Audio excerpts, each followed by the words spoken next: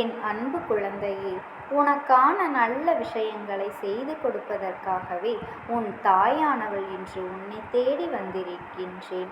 என் பிள்ளையே, நான் சொல்வதை நீ கவனமாக கேள். உனக்கு ஒரு ஆபத்து வந்து கொண்டிருக்கின்றது. அதுவும் குறிப்பிட்ட இந்த ஒரு நபரால். என் பிள்ளையே, நீ உஷாராக இருக்க வேண்டிய நேரம் வந்துவிட்டது. உனக்கு எச்சரிக்கை கொடுக்கத்தான் உன் அம்மா என்று உனக்காக வந்திருக்கின்றேன். என் பிள்ளையே, உனக்கு இது போன்ற ஆபத்தை உருவாக்க வந்து கொண்டிருப்பவர் யார் என்று உன் அம்மா நான் தெளிவாக சொல்லிவிடுகின்றேன். என் பிள்ளையை அலட்சியமாக நினைத்து கொண்டு இந்த அம்மா சொல்வது யாரென்று தெரியாமல் நீ அவரிடத்திலேயே சென்று சிக்கிக்கொள்ளாதே.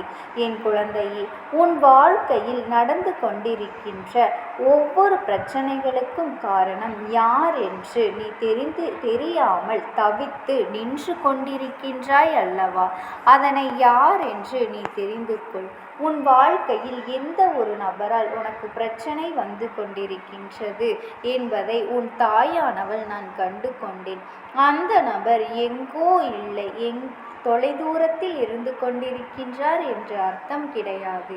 உனக்கு ஆபத்தை விளைவிக்க கூடியவர், உனக்கு மிகவும் நெருக்கமானவர், அதுவும் அருகிலேயே, மிகவும் அருகிலேயே இருந்தும் கொண்டிருக்கின்றார்.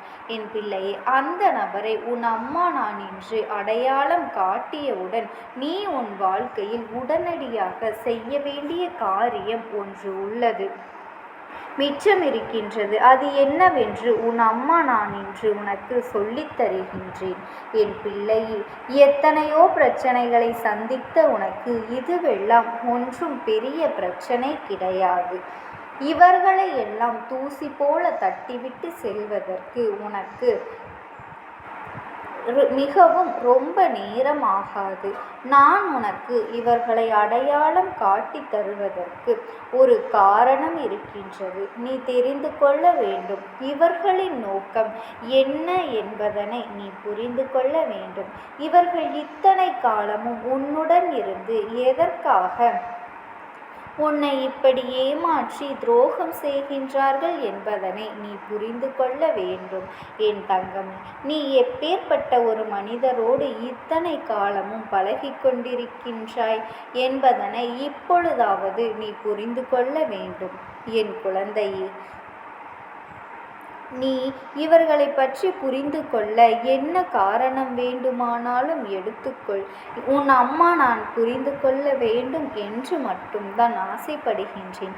அதற்காகத்தான் வந்திருக்கின்றேன். இந்த அம்மாவினுடைய வாக்கு சாதாரண வாக்கு கிடையாது என்று தெரிந்த உனக்கு நிச்சயமாக இன்று கிடைக்கின்ற இந்த செய்தி உன் வாழ்க்கையில் எத்தகைய மாற்றத்தை கொண்டு வரப் போகின்றது என்று கண்கூடாக காணத்தானே போகின்றாய். இத்தனை நாளும் இவர்களை நம்பி நீ என்னென்னவெல்லாம் செய்து கொண்டிருந்தாய் என்று சற்று சிந்தித்து பார்க்க வேண்டும்.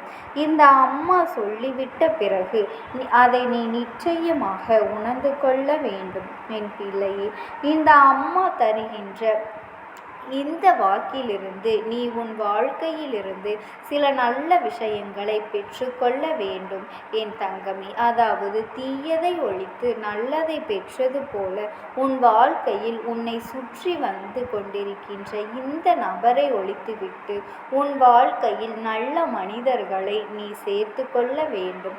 பல நல்ல மனிதர்கள் உன்னை விட்டு விலகி சென்றதற்கு இந்த ஒருவர் மட்டும்தான் காரணமாக இருக்கின்றார் என்பதில் எந்த ஒரு மாற்று கருத்தும் கிடையாது. என் பிள்ளையே, ஆபத்து என்றால் எப்படிப்பட்ட ஆபத்து தெரியுமா? உன்னிடத்தில் பேசிக்கொண்டு நீ சொல்கின்ற விஷயங்களையெல்லாம் கேட்டுக்கொண்டு, அது மட்டுமல்லாமல் நீ சொன்னதையும் அவர்கள் உன்னிடத்தில் பேசியதையும் சேர்த்து நீயே பேசியதாக மற்றவர்களிடத்தில் கதை கட்டி கொண்டிருக்கின்றார்கள். அவர்களுக்கு ஒரு கஷ்டம் என்ற ஒன்று வரும்பொழுது உன்னிடத்தில் ஓடி வந்து உதவிகளை பெற்றவர்கள் உனக்கு ஒரு கஷ்டம் என்ற ஒன்று வரும்பொழுது எப்பொழுது நீ இந்த கஷ்டத்தில் இருந்து சிக்கி தவிப்பாய் என்பதனை எதிர்நோக்கி காத்து கொண்டிருந்தார்கள். எவ்வளவுதான் உதவி கேட்டாலும் செய்யக்கூடாது என்று நினைப்பவர்கள், அவர்களுக்கு தேவை என்றால் நீ வேண்டும். அதுவே உனக்கு ஒரு கஷ்டம் என்ற ஒன்று வந்தால் உன்னை பழிவாங்க நினைக்கின்றார்கள். உன்னை பழிவாங்க வேண்டும் என்று மனதில் நினைக்கின்றார்கள். இவர்களின் குணங்கள் எப்படிப்பட்ட குணம் இந்த அம்மாவினாலேயே யூகிக்க விடவில்லை. இவர்களின் குணங்களை இந்த அம்மாவினாலேயே தெரிவிக்க முடியவில்லை. என் தங்கமே, உதவி செய்பவர்களுக்கு உதவியைத்தான் செய்ய நினைக்க வேண்டும். ஆனால் மாறாக பழிக்கு பழி வாங்க வேண்டும் என்று நினைப்பது மிகப்பெரிய பாவம். இதில் ஒரு அர்த்தம் இருக்கின்றது. அதை நான் இப்பொழுதுதான் முழுமையாக தெரிந்து கொண்டேன். அது என்ன தெரியுமா? ஒருவன் நன்றாக இருக்கின்றான் என்றால் அவன் அடுத்தவர்களுக்கு உதவியினை நிச்சயமாக செய்ய வேண்டும் என்பது இங்கு நீதியாகிவிட்டது. அதே நேரத்தில் அவனுக்கு ஒரு கஷ்டம் என்ற ஒன்று வந்தால் அது யாருக்கும் செய்யக்கூடாது என்று நினைக்கின்றார்கள்.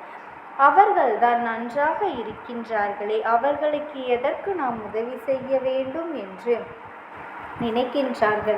அவர்களின் நிலை என்னவாக இருந்தாலும் அவர்கள் இங்கு கண்டு கொள்வதில்லை. ஆனால் அதையெல்லாம் கண்டு கொள்ள இங்கு மனிதர்களுக்கு நேரமில்லை என் பிள்ளையே. மாறாக அவர்களுக்கு ஏதோ அவர்கள் பகட்டுக்காக செய்தது போல அவர்களை பழிவாங்க நினைக்கின்றார்கள். கஷ்டத்தில் உதவி செய்பவர்களை மறக்காமல் இருக்க வேண்டும் என்று நினைக்காமல் அவர்களுக்கு சோதனைகளை கொடுக்க நினைக்கின்ற இந்த மனிதர்களின் அருகில் நிற்பதே முதலில் பாவம் என்பதனை நீ தெரிந்து கொள்ள வேண்டும் என் தங்கமே. இதையெல்லாம் நீ புரிந்து கொள்ள வேண்டும். அப்பொழுதுதான் உன்னால் மகிழ்ச்சியாக இருக்க முடியும். இதுவெல்லாம் நடந்து முடிந்தது. எல்லாம் முடிந்ததாகவே இருக்கட்டும். இனி உன் வாழ்க்கையில் என்ன நடக்கின்றது, எதனால் நடக்கின்றது, யாரால் நடக்கின்றது என்பதனை எல்லாம் நீ தெளிவாக தெரிந்து கொள்ள வேண்டிய நேரம் வந்துவிட்டது. என்னை பார்த்துவிட்ட உனக்கு இது ஒன்றும் பெரிய கஷ்டமே இல்லை என்று உன் அம்மா நான் சொல்வதற்கு ஒரு காரணம் இருக்கின்றது.